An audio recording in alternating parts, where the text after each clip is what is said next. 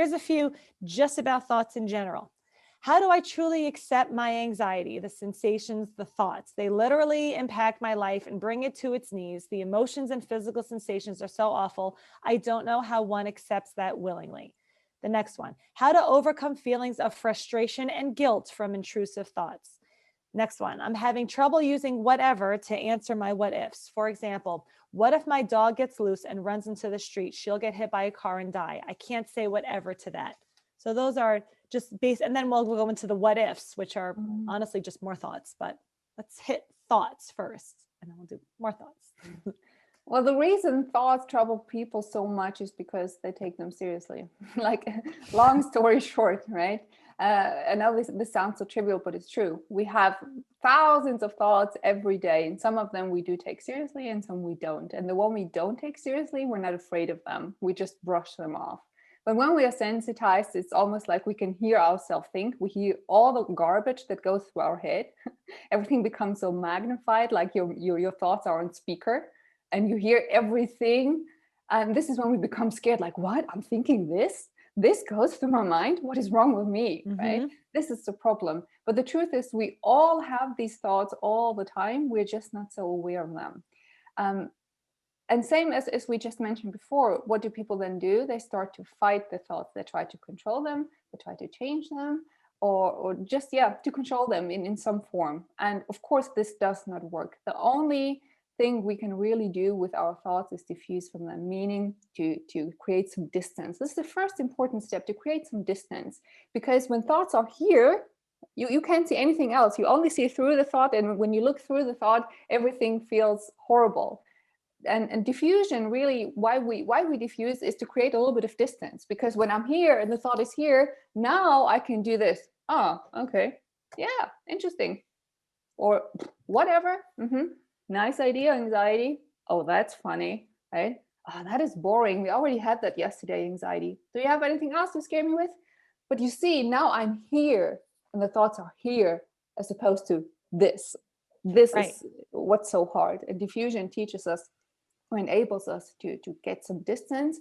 And when we have the distance, we start to diffuse them by either shrugging them off or saying whatever, or running towards them by saying, oh, that's interesting, give me more of those, and so on and so forth.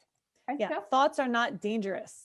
But when it's like you were saying, put distance between, somewhere out there on the Facebook pages, I have a picture of a man or a woman standing in traffic like this, and you can see the cars whizzing around them. And that's how I know if you, and where are all my thoughts people? Posted that in the chat. Who's dealing with thoughts? I'd like to see, it'd be nice to or see who's that not.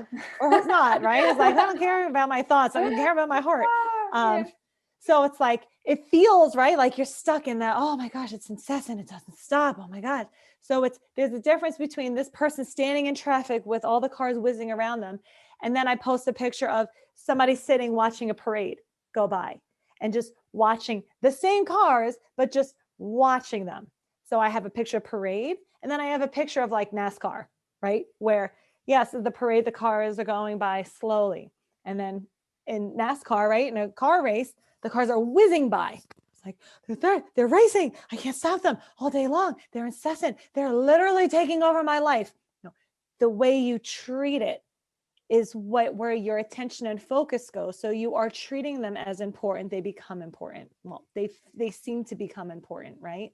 So it's this idea of all the work we're doing. By the way, this is supposed to be a video. Can everybody see us? Somebody just wrote that on. Can you guys see us? Oh, okay. Okay, so thank you. Rose, turn your video on. Okay. So it's that idea of notice my thoughts. I notice my body. Picture your brain, like our body does a lot of automatic things. We can have some control over not making them go away, but we can ask for more of our bodies, right? I can get my heartbeat to speed up if I go running. I know I can do certain things to my body to change it somehow, just like I can purposely, like I'm going to read about, like, I don't know, ancient Egypt, and I'm going to purposely start thinking about ancient Egypt. We get stuck when we're trying to control automatic things. So picture your brain as just another organ that shoots out a lot of whole bunch of spontaneous, that's brain sensations or thoughts. That's just what your brain does. Your heart makes beats, right? Your brain makes thoughts. you just get to notice them and watch them. And that's why you can't really feel guilt. Like if we're feeling guilt and shame, it's because we think it's our fault. We've created that thought. I shouldn't think that thought. I'm a good Christian. I shouldn't think thoughts like this. I'm a mother. Well, how could I think something like that about my children? What kind of person am I? And then we beat ourselves up for having spontaneous thoughts that were not in our control to begin with. We don't get to choose the thought that pops up, but we get to choose how we treat it. We get to decide how we respond to it. And if you're responding to it with bad, that thought's bad, shouldn't have that thought, that's where those feelings of shame and guilt come from, as if you've done something wrong just because you're having a thought you don't like. Yes, and try this concrete step. Try to come from a place of curiosity rather than a place of judgment. Like, oh my God, what am I going to think today? Oh my God, look what I just thought today. Maybe try to, let's see what my mind is going to come up today with. I'm curious, I'm interested in that. That way you're much more welcoming and accepting, and the likelihood of having anxious or intrusive thoughts decreases rapidly when you are proactive, open, and accepting. Keep in mind, the more you try to fight and control your thoughts, the harder they will bounce back. Barry gave this example in the book of this ball in the water, that pool ball. Mm-hmm. You try to press on the water, it doesn't work, and then it pops back up. It's the same with thoughts, really.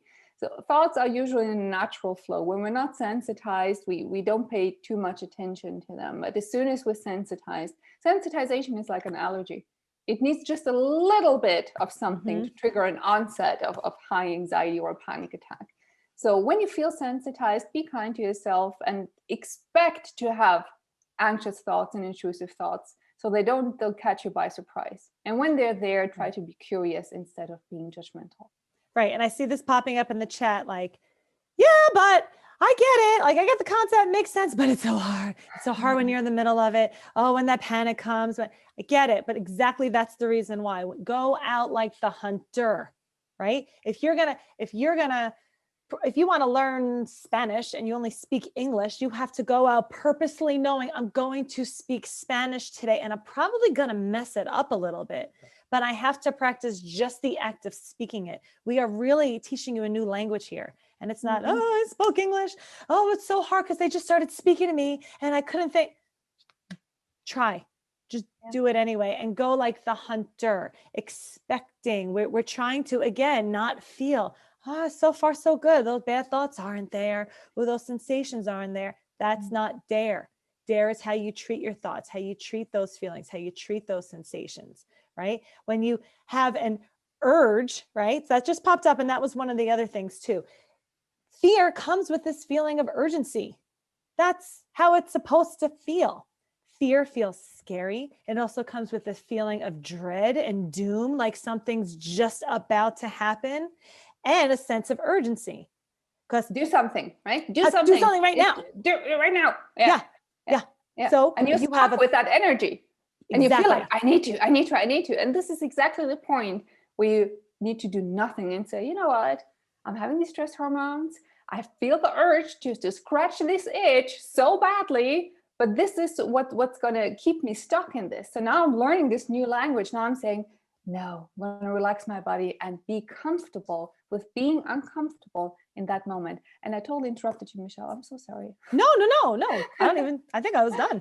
Yeah. But that's just what I have, a thought, and now I have a feeling of urgency. And we think, like, here's a thought. I'm going to go murder a whole bunch of people, right? And it goes, fear, but, I feel almost I feel this compelling feeling, right? This push, like a physical, and we like very good at detail describing that thing. Like, I felt like I wanted to, did I feel, or just a command thought or whatever. And we start thinking like it's also meaningful. Like I had a thought of something and then my body acted a certain way. Said, okay, like, and that was scary. And I don't like that. I said, feeling of urgency comes with that. That's how you respond to bears. That's how you want to feel when there's a bear. The only problem is there's a thought, and it's just like a misinterpretation. So you don't have to do anything. There's three parts. There's the thought, the sensation, the feeling. There's the misfire, right? Here's some fear. But then your active choice, this is what steps you out, is the now what? How you treat that thought, how you treat that feeling of fear, what you do with that thought, sensation, or physical or like feeling, and what you do with fear. That's your actions that you take are what starts spinning this in the other direction.